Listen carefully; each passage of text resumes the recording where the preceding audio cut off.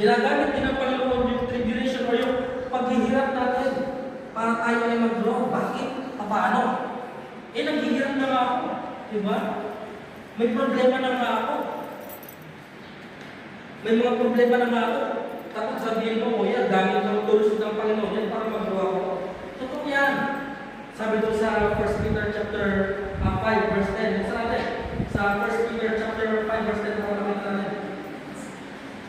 Ginagamit ng Panginoon yung suffering para tayo ay mag-grow.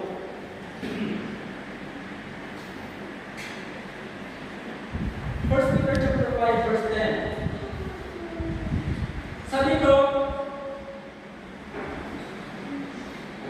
but the God of all grace, who hath called us unto his eternal glory by Christ Jesus, after that we have suffered a while, ano na yung word na suffered, paghihirap.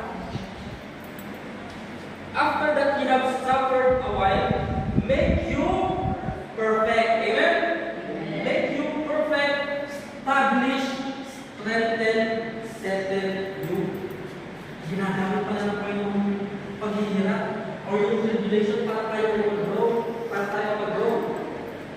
Para ano yung conclusion yan? Sabi natin nga, para tayo maging perfect. Para tayo maging establish.